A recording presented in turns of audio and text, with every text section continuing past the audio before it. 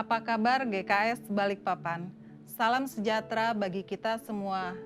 Senang sekali bisa kembali hadir menjumpai Anda melalui ibadah online Sunday Service hari ini. Kami mengucapkan selamat datang bagi yang baru pertama kali bergabung bersama kami di ibadah online GKS.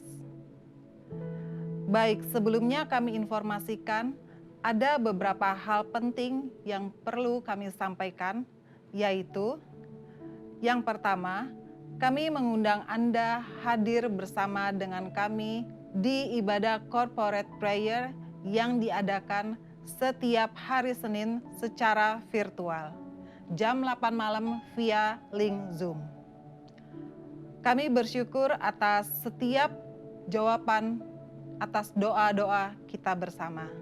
Dan informasi yang kedua, bagi Anda yang single atau sedang dalam membangun hubungan, kami informasikan ada kabar baik bahwa pendaftaran kelas Man and Woman Relationship telah dibuka hari ini.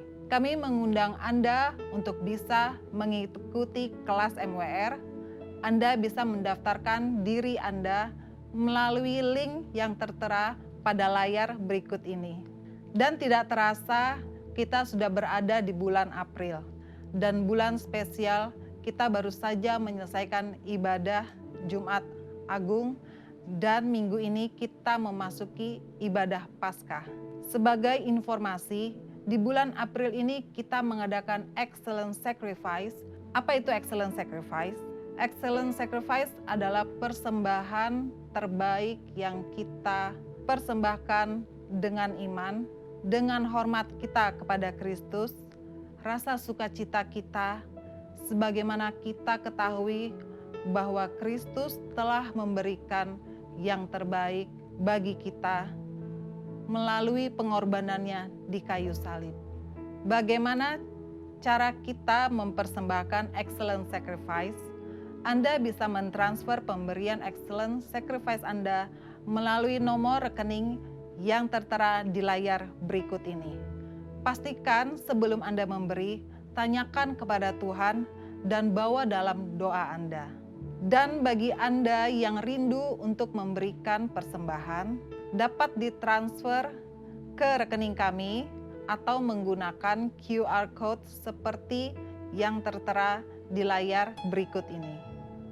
Selanjutnya bagi Anda yang ingin mengetahui lebih lanjut apa saja program yang ada di GKS Balikpapan, Anda dapat mengakses website kami gksbalikpapan.org.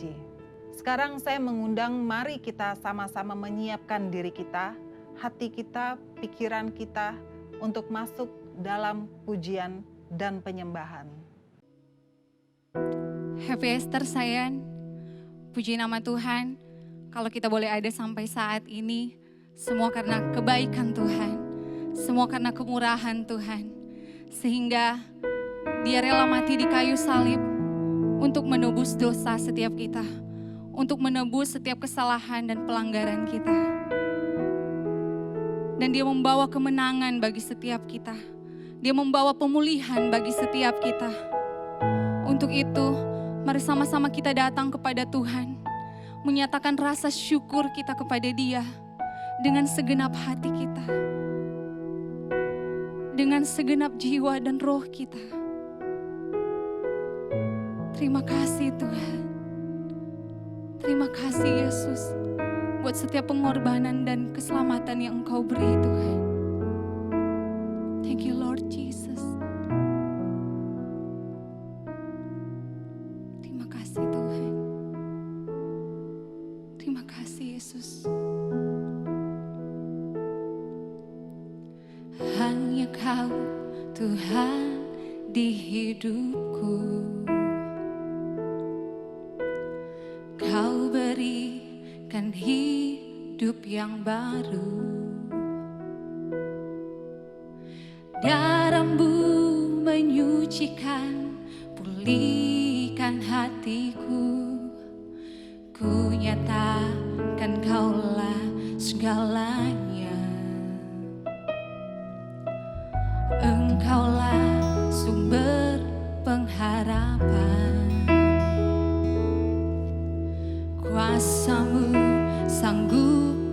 menyembuhkan.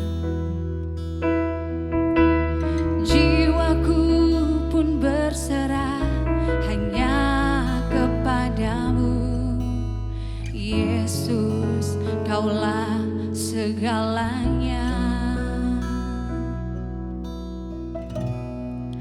Karena salibmu ku hidup, karena salibmu ku menang. Engkau yang berkuasa, sanggup untuk melakukan mujizat-Mu.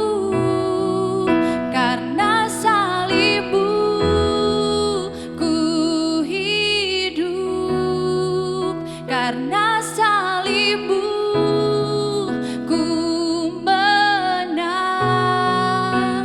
Engkau yang berkuasa, sanggup untuk melakukan mujizat-Mu di hidupku.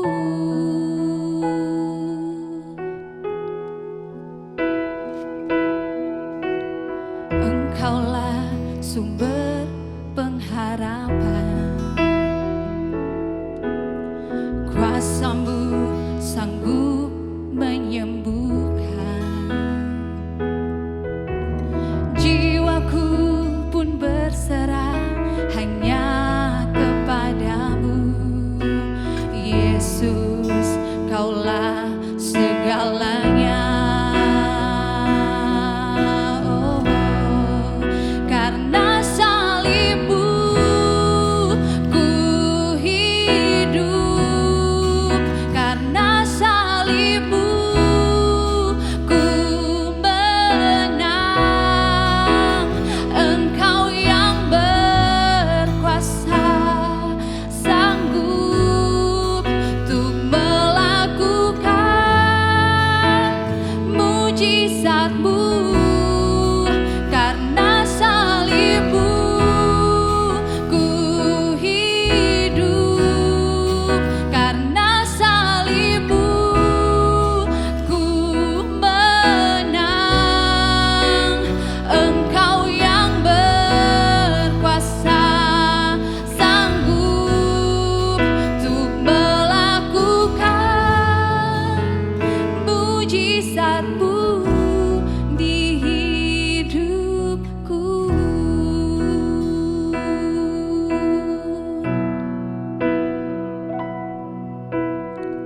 Segala pujian syukur bagi-Mu, Kau hadir dalam hidupku.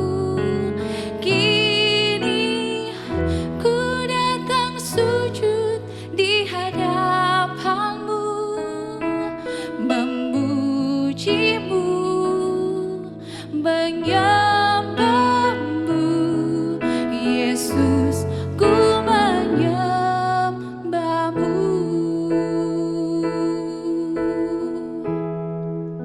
Mari sama-sama nyatakan, Yesus, kemuliaan-Mu pulihkan hatiku.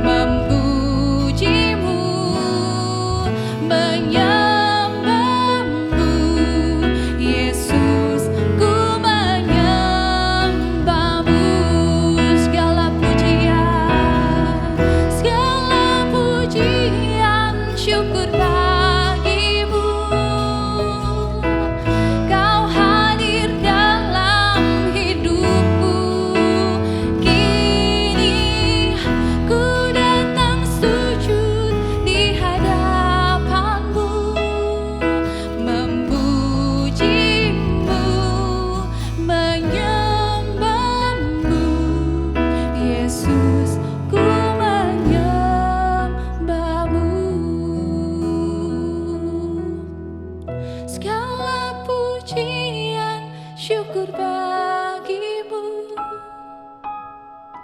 Kau hadir dalam hidupku. Kini ku datang sujud di hadapanmu, memujimu, menyembahmu. Yesus, ku menyembahmu. Mari sama-sama nyatakan. Segala pujian syukur bagimu. Kau hadir dalam hidupku. Kini ku datang sujud di hadapanmu, memujimu, menyembahmu. Yesus, ku menyembahmu, memujimu, menyembahmu. Yesus, ku menyembahmu.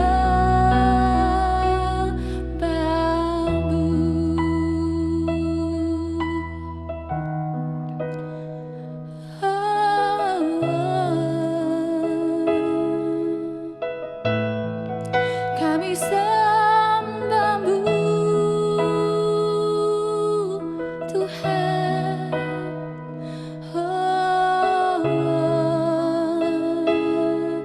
Kami rindu hadir-Mu. Kami bawa pujian, Tuhan. Kami bawa sembah kami, oh Tuhan. Terima kasih Yesus buat pengorbanan-Mu, buat keselamatan-Mu. Terima kasih Tuhan. Oh, haleluya Tuhan. Oh, Engkau baik. Oh, Engkau baik Tuhan. Engkau sungguh baik. Kami menyembah-Mu, Tuhan. Kami bawa hati kami bawa pujian kami hanya padamu, Tuhan. Oh, hanya untuk-Mu, Tuhan.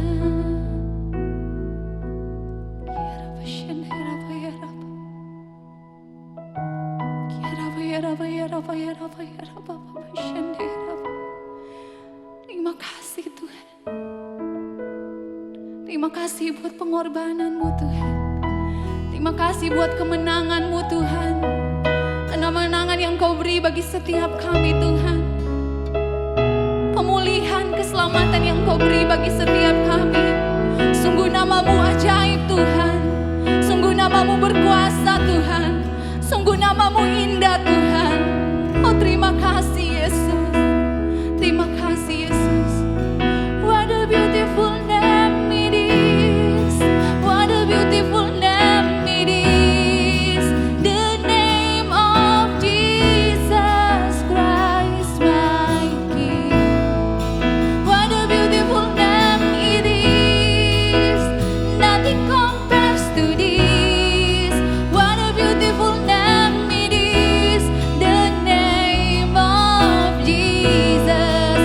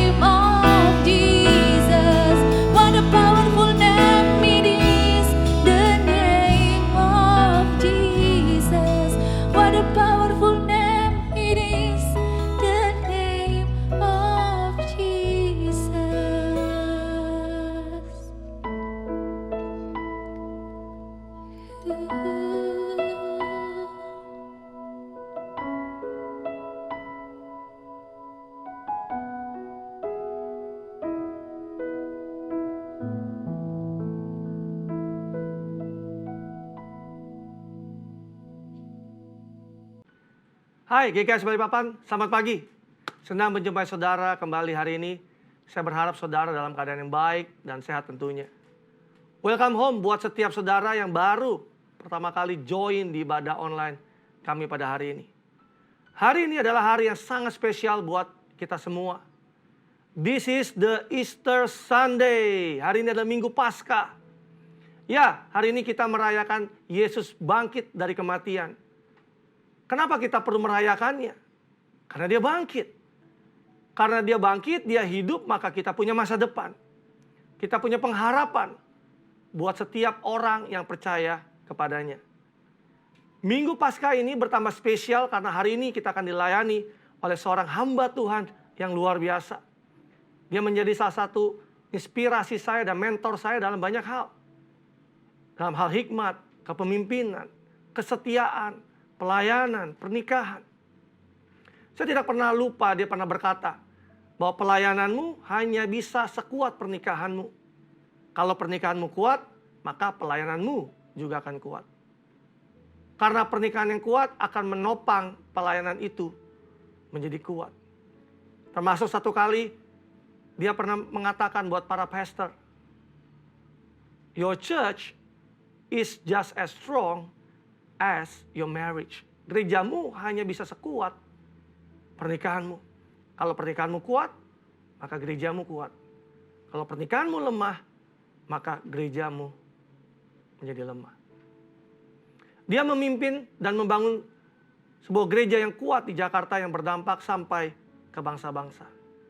Mari kita siapkan hati kita dan pikiran kita dan siapkan catatan saudara. Please give warm welcome to Pastor Jeffrey Rahmat from Jakarta Praise Community Church JPCC. Salam damai sejahtera untuk Bapak Ibu Saudara sekalian, Jemaat GKS di Balikpapan. Selamat Hari Raya Paskah tentunya, di mana hari ini kita merayakan hari kebangkitan Yesus dari kematian. Maut sudah dikalahkan dan kita yang percaya kepadanya tidak perlu lagi hidup di bawah kuasa dosa. Saya berharap Anda semua dalam keadaan baik dan sehat, serta masih tetap bersemangat. Ini adalah untuk kedua kalinya saya mengunjungi kalian selama musim pandemi ini. Memang pandemi ini belum juga selesai, namun kita sudah dapat melihat adanya titik terang. Ada tanda bahwa pandemi ini akan segera berakhir. Terima kasih saya tentunya kepada Pastor Daniel Wirawan dan semua tim pengembalaan yang ada di GKS Balikpapan untuk waktu dan kesempatan serta kepercayaan yang diberikan kepada saya untuk menyampaikan firman Tuhan secara online pada hari ini. Saya diberi tema tentang generosity atau dalam bahasa Indonesia diartikan kemurahan hati atau kedermawanan. Namun sebelum kita mendengarkan firman Tuhan, mari kita berdoa lebih dahulu. Mari kita berdoa bersama-sama. Bapa di surga, Bapa yang kami kenal di dalam nama Tuhan kami Yesus Kristus, terima kasih untuk hari yang baru yang Kau berikan untuk kami, dapat menikmati berkat dan kemurahan-Mu. Memang kami tidak selalu mengerti apa yang terjadi di sekitar kami, tapi satu hal yang kami tahu bahwa Engkau baik, dan kebaikan-Mu itu yang akan terus berlaku dalam kehidupan kami. Hati dan pikiran kami terbuka ya Tuhan, siap untuk menerima kebenaran firman-Mu. Biar hari ini bukan hanya sekedar informasi yang kami terima, tetapi juga pewahyuan yang sanggup mengubah arah kehidupan kami, sehingga transformasi terjadi. Hidup kami memuliakan nama Tuhan dan menjadi berkat buat banyak orang. Di dalam nama Yesus kami semua sudah berdoa. Amin. Paskah adalah perwujudan dari kasih Tuhan yang luar biasa kepada manusia. Kasih yang tanpa batas, kasih yang terbesar di antara semua kasih yang ada. Dosa masuk ke dalam dunia melalui Adam, dan bersama dengan dosa masuk juga maut. Sebab upah dosa adalah maut, kata firman Tuhan. Artinya, manusia sedang menuju kepada kebinasaan. Coba pikirkan, sebenarnya kan lebih mudah untuk membiarkan manusia ditelan maut dan mengalami kebinasaan, sehingga Tuhan kemudian dapat memulai dengan sesuatu yang baru, dapat menciptakan sesuatu yang baru. Namun, Tuhan memutuskan untuk mengambil jalan yang tidak mudah, dengan mengutus atau memberikan anaknya yang tunggal ke dalam dunia untuk menjadi manusia, menjadi korban penebusan dengan cara mati secara menyakitkan dan secara hina, dengan tergantung di atas kayu salib. Dia yang tidak berdosa dibuat menjadi berdosa karena kita. Dia yang tidak pernah berhutang dituntut untuk melunasi semua hutang kita. supaya kita yang berdosa tidak mengalami kebinasaan dan dapat dimerdekakan dari semua surat hutang kita dan kemudian memperoleh hidup yang kekal. Yohanes pasal yang ketiga ayatnya yang ke-16 dan 17 katakan, karena begitu besar kasih Allah akan dunia ini, sehingga ia telah mengaruniakan anak yang tunggal, supaya setiap orang yang percaya kepadanya tidak binasa, melainkan beroleh hidup yang kekal. Sebab Allah mengutus anaknya ke dalam dunia bukan untuk menghakimi dunia, melainkan untuk menyelamatkannya oleh Dia. Jadi kalau kita mau bicara mengenai generosity, kemurahan hati, kita harus belajar dari Bapa kita di surga.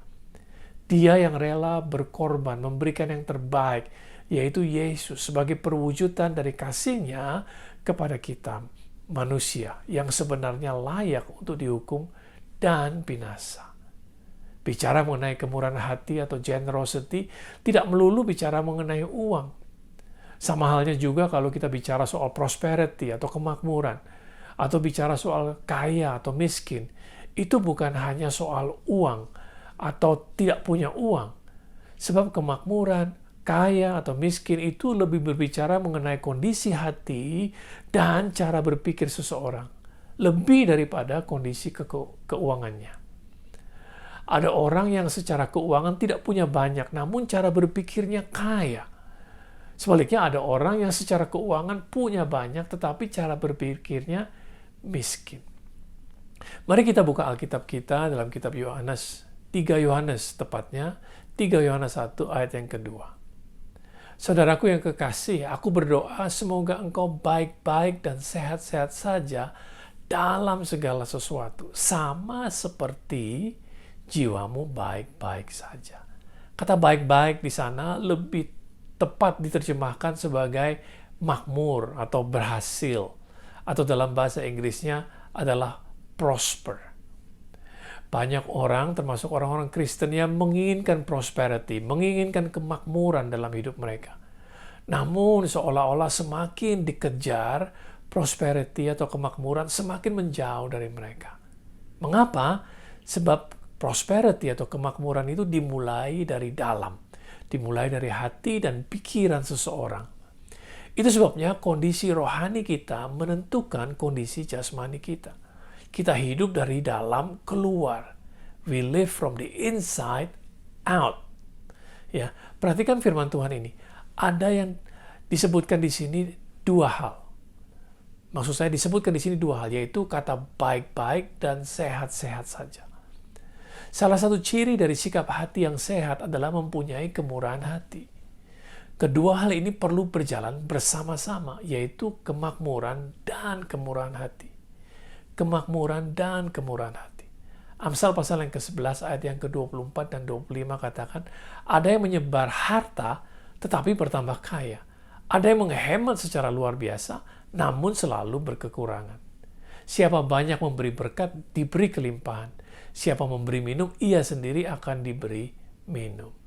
Dalam terjemahan bahasa Inggris NIV, dalam ayat yang ke-25 khususnya dikatakan, a generous person will prosper.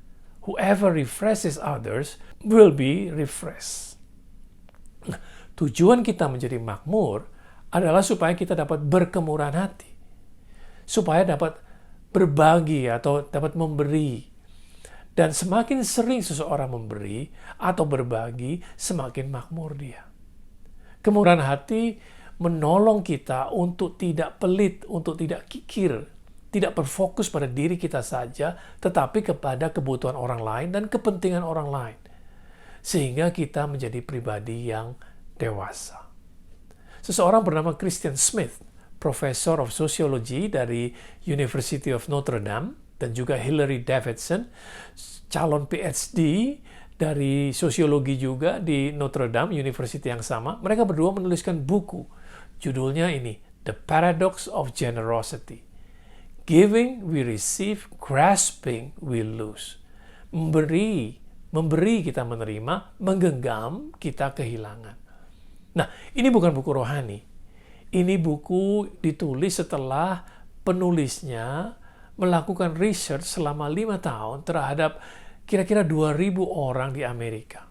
Dan mereka mengambil kesimpulan yang sangat menarik.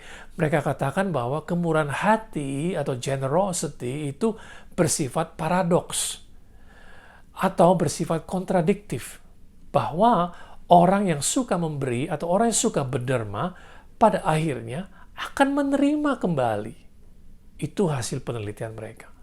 Dengan memberi diri kita atau memberikan apa yang kita miliki untuk kepentingan orang lain, kita meningkatkan derajat kita sendiri.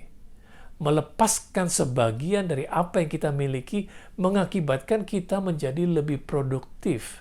Atau istilah yang sering kita pakai di dunia kekristenan adalah menjadi berbuah banyak. Nah, bukti ini bukan hanya tentang filsafat atau agama, ini adalah sebuah fakta sosiologis. Bukankah sesuatu yang luar biasa kalau penemuan secara akademis menunjang apa yang dituliskan oleh firman Tuhan, bukan? Yesus mengatakan dalam kitab Lukas pasal yang ke-6 ayat yang ke-38, berilah dan kamu akan diberi. Suatu takaran yang baik, yang dipadatkan, yang digoncang, dan yang tumpah keluar akan dicurahkan ke dalam ribaanmu. Sebab ukuran yang kamu pakai untuk mengukur akan diukurkan kepadamu. Jadi penulis ini mengukur dampak yang ada dari generosity, atau saya harus katakan penulis mengukur dampak yang ada dari generosity kepada 5 hal. Kebahagiaan seseorang, kesehatan, kemudian tujuan hidup, dampaknya terhadap depresi, dan kemajuan pribadi seseorang. Apa sih dampaknya generosity terhadap kelima hal ini? Nah, dari penelitian mereka menemukan bahwa generosity ya terhadap kelima area ini sangat positif. Generosity membuat hidup seseorang menjadi lebih bahagia. Mereka menemukan tubuh mereka menjadi lebih sehat. Mereka menemukan tujuan hidupnya, ya. Kemudian mereka terhindar dari depresi dan menjadi pribadi yang lebih baik. Jadi dengan berkemurahan hati sebenarnya kita menolong diri kita sendiri sembari menolong orang lain. Sekali lagi, bahwa generosity tidak selalu tentang uang. Bisa dalam bentuk memberikan waktu kepada orang lain, membagikan hikmat, membagikan pengetahuan yang kita punya, atau melatih orang lain menjadi lebih baik, memberikan pujian kepada orang lain, memberikan pengampunan. Itulah bentuk-bentuk dari generosity. Kisah Para Rasul ayat yang ke-20, Kisah Para Rasul 20 ayat yang ke-35 katakan, dalam segala sesuatu telah kuberikan contoh kepadamu bahwa dengan bekerja demikian, kita harus membantu orang-orang yang lemah dan harus mengingat perkataan Tuhan Yesus. Sebab ia sendiri telah mengatakan adalah terlebih berbahagia memberi daripada menerima. Adalah terlebih berbahagia memberi daripada menerima. Nah, coba perhatikan. Kalau kebetulan saja kalian sedang menonton sebuah pertandingan, entah itu pertandingan sepak bola atau pertandingan bola basket, terutama di liga profesional, ya, semakin tinggi bayaran pemain tersebut, semakin kalian dapat menyaksikan apa yang akan saya kemukakan ini. Para pemain profesional tidak suka duduk di bangku cadangan. Pernah perhatikan nggak? Kalau tidak, coba lain kali perhatikan kalau sedang menonton pertandingan di TV. Muka-muka pemain yang duduk di bangku cadangan jarang ada yang senang, jarang ada yang bergembira. Mereka lebih senang kalau mereka disuruh main. Padahal mereka tetap menerima bayaran yang sama. Artinya gaji mereka sama sekali tidak dipotong meskipun mereka di bangku cadangkan oleh pelatih mereka. Dan kalian tahu berapa besar gaji mereka setiap bulan. Kalau dirupiahkan bisa miliaran rupiah. Padahal kalau dipikir-pikir kan lebih enak menjadi penonton sebagai pemain cadangan, tidak perlu bayar tiket dan dapat tempat duduk paling dekat dengan lapangan. Tidak perlu berkeringat, tidak perlu kejar-kejar bola kemana-kemari, tidak perlu jatuh bangun di lapangan, dan tidak perlu berhadapan dengan lawan yang kemungkinan dapat menciderai mereka. Tetapi tetap dibayar gaji yang sama. Bahkan kalau mereka sedang mengikuti sebuah pertandingan atau kejuaraan maksud saya, dan tim mereka menang, mereka tetap dapat medali yang sama seperti yang diterima semua pemain atau teman-teman mereka yang bertanding. Tetapi pertanyaannya, mengapa mereka tidak senang duduk-duduk saja di bangku cadangan. Bahkan ada di antara mereka yang akan pindah klub kalau mereka di bangku cadangkan terus oleh pelatih mereka. Dan mereka rela bahkan dibayar lebih rendah di klub yang baru asalkan mereka dapat jaminan akan dimainkan di setiap pertandingan. Mereka mengerti lebih baik dari kebanyakan orang Kristen bahwa terlebih berbahagia memberi, terlebih berbahagia berkontribusi daripada diam saja menjadi penonton yang baik. Mereka rindu untuk dapat berkontribusi, memberikan yang terbaik yang mereka punya untuk membela klubnya. Meskipun mereka harus lari ke sana kemari untuk mengejar bola, meskipun capeknya bukan main, badan mereka sakit semua setelah bertanding, namun setelah mereka selesai bertanding, mata mereka sudah tertuju kepada pertandingan berikutnya. Mereka nggak bisa nunggu untuk bertanding lagi. Nah, dalam buku Paradox of Generosity ini dikatakan bahwa yang dimaksud dengan generous bukanlah perbuatan satu kali saja. Namun generosity harus merupakan sebuah kebiasaan. Artinya harus berulang-ulang. Anda tidak akan, atau kalian tidak akan merasakan keuntungannya kalau kalian hanya melakukan sekali-kali. Tetapi apalagi kalau terpaksa melakukannya. Hanya orang yang menjadikan generosity satu gaya hiduplah yang akan menikmati hasil yang luar biasa. Jadi generosity itu lebih merupakan sebuah gaya hidup. Nah, berikutnya saya mau sampaikan ada beberapa tipe orang dalam memberi. Yang pertama, orang yang memberi dari kelimpahannya. Mereka memberi karena mereka mampu, mereka memberi karena mereka mau, mereka memberi karena mereka punya banyak sekali. Ya, karena mereka mempunyai secara berkelimpahan, maka biasanya pemberian mereka tidak ada efeknya sama sekali kepada mereka. Mereka tidak akan kekurangan karena mereka memberi. Yang kedua, orang yang memberi dari kecukupannya. Orang yang punya cukup atau pas-pasan. Tetapi mereka mau memberi karena mereka ingin berbagi kepada orang lain. Mereka bersedia mengurangi porsi mereka sendiri supaya dapat diberikan kepada orang lain yang lebih membutuhkan. Nah, ada pengorbanan di sini. Yang ketiga, orang yang memberi dari kekurangannya. Orang ini memberi karena dia mau berkorban buat orang lain. Biasanya untuk orang yang dia kasihi. Atau kepada orang yang jauh lebih menderita daripada dia. Atau juga karena mereka mau taat kepada firman Tuhan. Ada unsur pengorbanan, tetapi juga ada unsur kasih di sini. Nah, minggu lalu saya mengikuti khotbah Pastor Daniel yang mengupas soal janda yang memasukkan semua miliknya, recehannya ke dalam kotak persembahan. Jelas bahwa dia memberi dari posisi yang berkekurangan, karena itulah yang terakhir yang dia punya, tetapi tetap dia berikan untuk persembahan. Nah, mari kita lihat hari ini kisah yang lebih dikenal sebagai kisah orang Samaria yang baik hati. Diambil dari kitab Lukas pasal yang ke-10 ayat yang ke-30 sampai 35. Jawab Yesus, adalah seorang yang turun dari Yerusalem ke Jericho.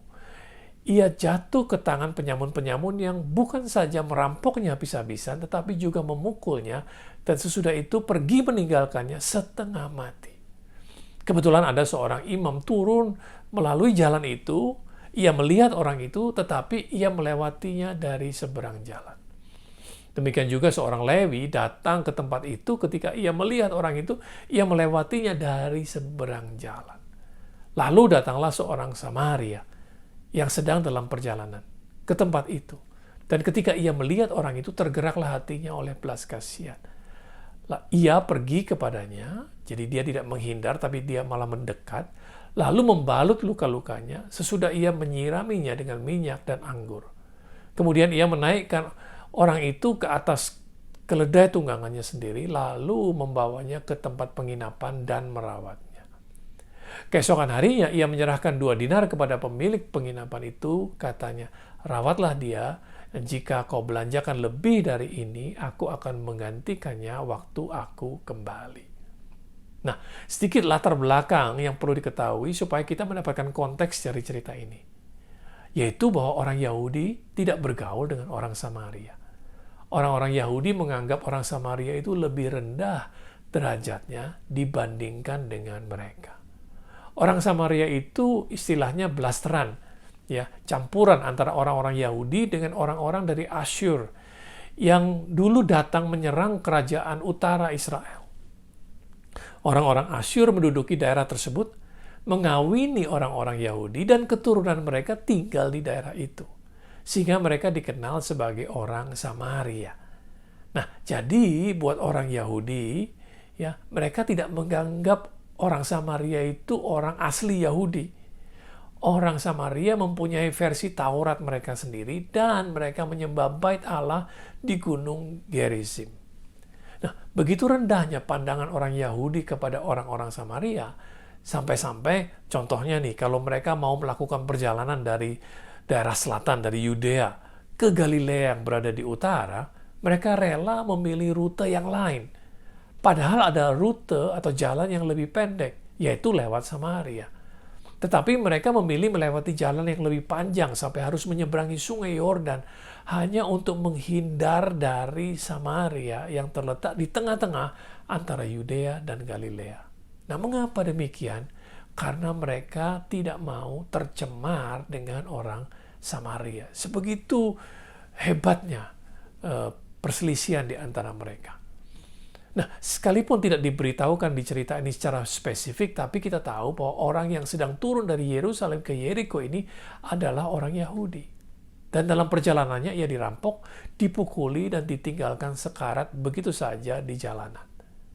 Seorang imam dan seorang Lewi yang merupakan orang sebangsanya sendiri menghindar lewat dari seberang jalan, tidak mau menolong orang ini, tidak mau dealing with this person.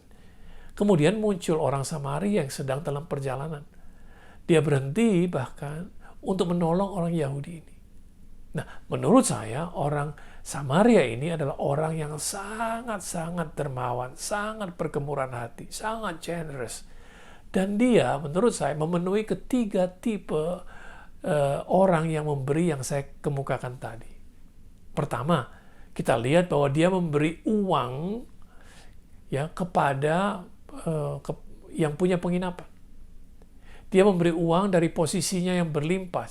Jelas dia tidak punya masalah dengan uang karena dia punya banyak uang. Dia membawa pria yang terluka ini ke sebuah penginapan dan dia menyerahkannya kepada pemilik penginapan. Dia menyerahkan kepada pemilik penginapan 2 koin perak. Dan dia berkata, jika tagihannya lebih tinggi dari ini, saya akan membayarkan kepadamu. Jadi jelas buat saya bahwa dia punya banyak uang. Uang tidak menjadi masalah buat dia. Yang kedua, dia memberi dari posisi yang cukup juga. Ingat, dia memiliki 1 ekor keledai saja. Tetapi dia rela untuk meletakkan pria yang terluka ini pada keledainya sendiri. Berarti dia harus berjalan kaki. Dan lagi pula dia hanya memiliki waktu yang terbatas.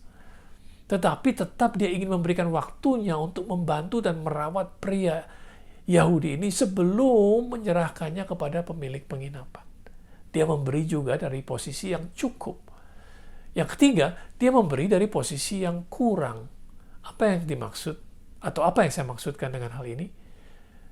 Sebagai orang Samaria, tindakannya dalam memberikan pertolongan dan perawatan kepada pria Yahudi yang terluka ini membutuhkan suatu pengorbanan yang sangat luar biasa. Sebagai orang Samaria yang dipandang rendah, yang tidak dihormati oleh orang Yahudi, dia harus mengesampingkan semua perasaannya dan mengambil resiko dalam membantu pria Yahudi ini. Kita lihat bagaimana orang Samaria ini memberikan uang dari kelimpahannya, dia memberikan waktu dan memberikan keledainya dari posisi yang cukup, dan meskipun tidak dihormati dan dipandang rendah, dia tetap rela berkorban untuk membantu pria Yahudi ini. Merupakan pemberian dari posisi yang kurang. Menurut saya sebuah pengorbanan yang luar biasa, sebuah contoh yang sangat indah yang disampaikan oleh Yesus kepada murid-muridnya. Nah, melihat kisah ini, kita bisa belajar bahwa tidak menjadi masalah apakah kita punya banyak atau kita punya cukup, atau bahkan ketika kita dalam keadaan kekurangan sekalipun, kalau kita mau, kita bisa menjadi orang yang menunjukkan kemurahan hati. Tentunya cara yang paling mudah untuk mulai belajar menjadi murah hati adalah dengan memberikan apa yang kita miliki secara lebih. Coba perhatikan, setiap orang pasti punya yang lebih dalam hidupnya. Pasti ada yang lebih dalam hidup kalian yang kalian punya. Apakah itu waktu yang lebih, pengetahuan atau informasi yang lebih, tenaga yang lebih, uang yang lebih, atau doa contohnya. Kalian adalah orang yang senang berdoa. Kalian bisa menawarkan bantuan doa kepada orang-orang yang membutuhkan doa kalian. Your gifts say something about you. Your gift reveals the condition of your heart. Pemberianmu menyatakan sesuatu tentang engkau. Pemberianmu mengungkapkan kondisi hatimu. Memang sikap hati yang benar adalah memberi tanpa pamrih, tanpa mengharapkan apa-apa kembali, dan memberi dengan sukacita. Namun, kita juga tahu Yesus memperingatkan, khususnya dalam Matius pasal yang ke-7 ayat yang ke-6, jangan kamu memberikan barang yang kudus kepada anjing, dan jangan kamu melemparkan mutiaramu kepada babi, supaya jangan diinjak-injaknya dengan kakinya, lalu ia berbalik mengoyak kamu. Artinya, jangan memberikan kepada yang tidak memerlukan, sehingga tidak bisa menghormati pemberianmu. Jadi dalam memberi, kita juga harus mempunyai hikmat. Kalau kita memberi bantuan kepada orang yang tepat, maka bantuan kita akan menyebabkan orang tersebut bangkit. Ya, bantuan kita akan diterima dengan ucapan syukur. Tetapi kalau pemberian kita jatuh ke tangan orang yang tidak tepat, yang tidak tahu berterima kasih, atau yang sempit pikirannya, maka pemberian kita tidak membuat keadaan orang itu menjadi berubah banyak. Pemberian itu sama halnya dengan benih. Kalau benih itu jatuh di tempat yang baik, maka benih itu akan bertumbuh dan berbuah menjadi banyak. Namun kalau benih itu jatuh di tempat yang kering, maka benih itu tidak akan menghasilkan apa-apa. Benih itu jauh lebih rendah nilainya dibandingkan dengan tanah, apalagi tanah yang baik. Tanah yang baik itu selalu mahal. Coba beli sepetak tanah di tempat yang terbaik di Balikpapan. Pasti mahal harganya, bukan? Artinya apa? Artinya sebaik-baiknya benih yang ada di tangan kita. Kalau kita tidak punya tempat yang baik untuk menaburkan benih, maka benih yang ada di tangan kita tidak akan jadi apa-apa. Jadi berbahagialah kalau kita mempunyai benih yang baik dan kita kemudian menemukan tempat yang baik, tanah yang subur untuk kita dapat menaburkan benih kita. Mari kita lihat 2 Korintus pasal yang ke-11 2 Korintus pasal yang ke-9 ayatnya yang ke-11 dan 12. Kali ini saya ambil dalam terjemahan bahasa Indonesia sehari-hari. Dengan demikian kalian akan serba cukup dalam segala hal sehingga kalian selalu dapat memberi dengan murah hati. Dan pemberian-pemberianmu yang kami bagi-bagikan menyebabkan banyak orang mengucapkan terima kasih kepada Allah. Sebab perbuatan baik yang kalian lakukan ini bukan hanya mencukupi kekurangan umat Allah saja, tetapi juga menyebabkan banyak orang berterima kasih kepada Allah. Kalau pemberian kita jatuh ke orang yang tepat, maka kita pun ikut bersuka cita dan berbahagia melihat apa yang kita berikan berbuah sesuatu yang baik dan nama Tuhan dipermuliakan, menyebabkan banyak orang kemudian jadi bersyukur dan berterima kasih kepada Tuhan. Jadi kalau kalian semua diberi kesempatan untuk melakukan excellent sacrifice, pengorbanan yang terbaik oleh gereja, tempat di mana kalian tertanam, maka pakailah kesempatan itu untuk menaburkan benih yang terbaik supaya benihmu dapat berbuah banyak dan nama Tuhan dipermuliakan melalui kalian. Karena pada saat kalian belajar memberi, maka kalian sebenarnya sedang belajar untuk mengalihkan pandangan dari diri sendiri kepada kebutuhan orang lain. Dan itulah tanda dari sebuah kedewasaan. Nah, semoga sharing ini menolong kalian semua mengerti bagaimana menjadi orang yang generous, menjadi menunjukkan atau bagaimana menunjukkan kehidupan yang mencerminkan Kristus. Karena Tuhanlah yang lebih dahulu memberikan yang terbaik kepada kita. Ingat, Terlebih berbahagia memberi daripada menerima. Selamat Paskah, Tuhan Yesus memberkati kalian semua. Amin. Terima kasih Pastor Jeffrey Rahmat untuk firman Tuhan yang sangat memberkati. Pagi hari ini kita baru mendengarkan pesan yang luar biasa. Saya percaya hari ini iman dan fokus kita semakin dikuatkan dan diteguhkan melalui kebenaran firman Tuhan yang kita terima. Tekan tanda lonceng untuk notifikasi, like, and share agar berkat Tuhan yang kita dapat hari ini bisa menjadi berkat juga buat orang lain. Stay safe, stay healthy, dan taati protokol kesehatan yang diberlakukan. Gunakan masker, jaga jarak aman, dan rajin mencuci tangan. Happy Sunday, Tuhan Yesus memberkati.